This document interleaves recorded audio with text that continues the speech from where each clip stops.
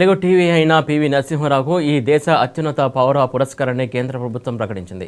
భారతదేశాన్ని మలుపు తిప్పినటువంటి నాయకుడిగా పివి నరసింహారావుకు ఈ దేశ ప్రస్థానంలో కీలకమైన స్థానం ఉంది. 1991లో దేశం క్లిష్ట పరిస్థితుల్లో ఉన్నప్పుడు ఆయన ప్రధానిగా బాధ్యతలు స్వీకరించారు. ఆర్థికంగా నిపుణుడు డాక్టర్ మన్మోహన్ సింగ్ను ఆర్థిక మంత్రిగా నియమించారు పివి నరసింహారావు. పండితుడు, రాజనీతిజ్ఞుడు అయినటువంటి పివి నరసింహారావు దేశానికి పలు హోదాల్లో సేవలు అందించారని ప్రధాని మోడీ కొనియాడారు.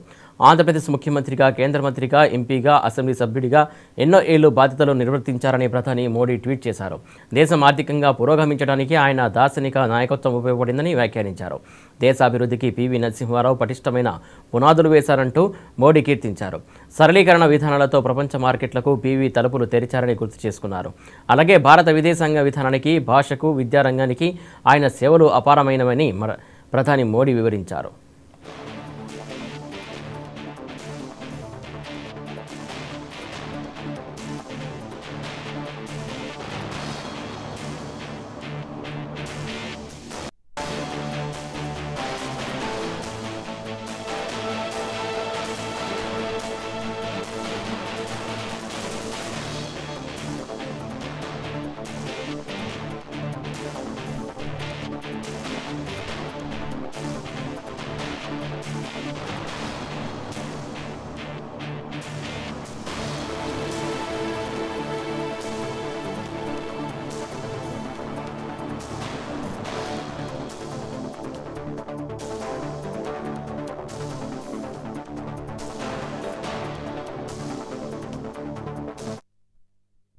పివి నరసింహారావుకు భారతరత్న దక్కడం హర్షణీయమన్నారు బీఆర్ఎస్ అధినేత కేసీఆర్.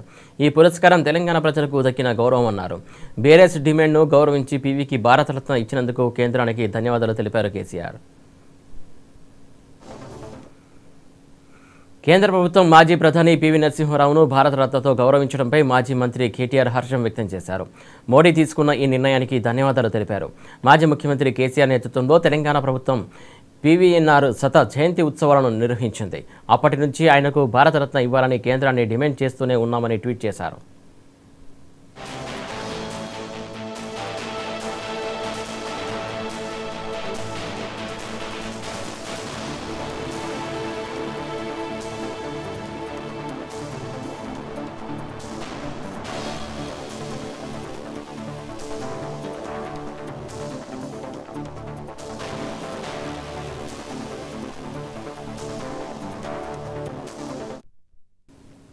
మాజీ ప్రధాని పివి నరసింహారావుకు భారతరత్న ప్రకటించడంపై సీఎం జగన్ హర్షం వ్యక్తం చేశారు.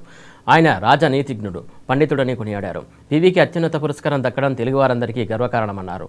ఆయన ఆర్థిక సంస్కరణలు కఠిన సమయంలో దేశాన్ని ముందుకు నడిపించారని టీడీపీ అధినేత చంద్రబాబు ప్రశంసించారు.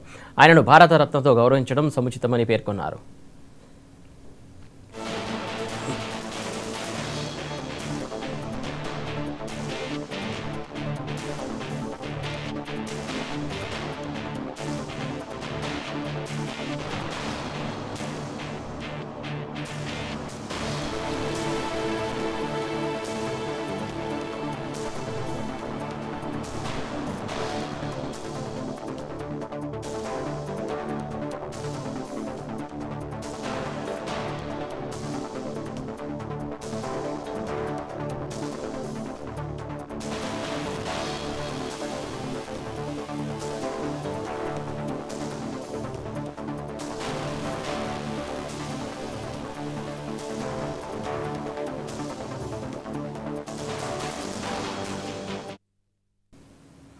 రైతు బంధుగా గుర్తింపు పొందిన చౌదరి చరణ్ సింగ్ను దేశ అత్యున్నత పురస్కారమైన భారతరత్నతో మోడీ ప్రభుత్వం సత్కరించింది. దేశానికి 5వ ప్రధానమంత్రిగా సేవలందించిన చరణ్ సింగ్ ఉత్తరప్రదేశ్లోని మీరట్ జిల్లా నూర్పూర్ గ్రామంలో 1902లో జన్మించారు.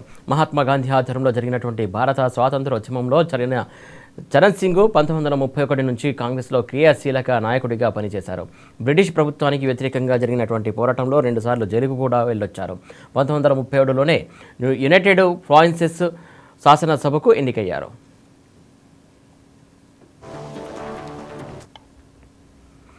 భూస్వాముల దోపిడీకి వ్యతిరేకంగా ఉద్యమాన్ని నిర్వహించిన చరణ్ సింగ్ ప్రధానంగా గ్రామీణ ఆర్థిక వ్యవస్థకు హాని కలిగించే చట్టాలపై పోరాడారు.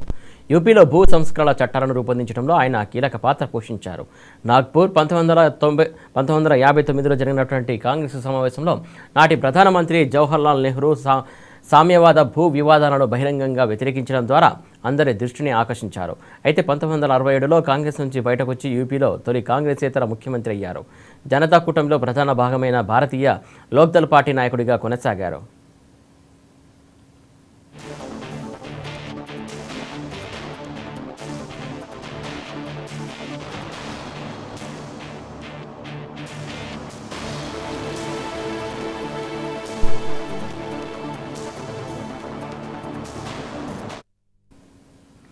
ప్రముఖ నాయకుడు రాజు నారాయణ్ సహకారంతో చరణ్ సింగ్ 1979 జూలై 28 నుంచి ఆగస్టు 20వ తేదీ వరకు భారత ప్రధానిగా కొనసాగారు.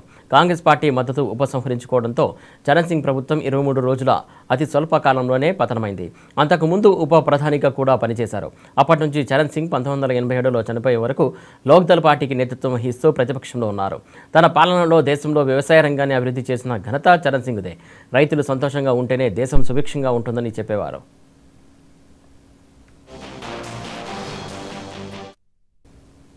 చరణ్ సింగ్కు భార్య గాయత్రీదేవితో పాటు 6గురు సంతానం. ఆయన కుమారుడు అజిత్ సింగ్ ప్రస్తుతం రాష్ట్రీయ లోక్దళ్ పార్టీ అధ్యక్షుడిగా ఉన్నారు. చరణ్ సింగ్ 1985 నవంబర్ 29వ తేదీన గుండెపోటుకు గురయ్యారు. అమెరికాలో వైద్యం అందించినప్పటికీ కోలుకోలేని చరణ్ సింగ్ 1987 మే 29వ తేదీన తుది శ్వాస విడిచారు. భారతదేశపు రైతుల ఛాంపియన్గా గుర్తింపు పొందిన చరణ్ సింగ్ సమాధిని కిసాన్ ఘాట్ అని పిలుస్తారు. ఆయన జన్మదినమైన డిసెంబర్ 23వ తేదీన దేశంలో కిసాన్ దివస్గా జరుపుకుంటారు.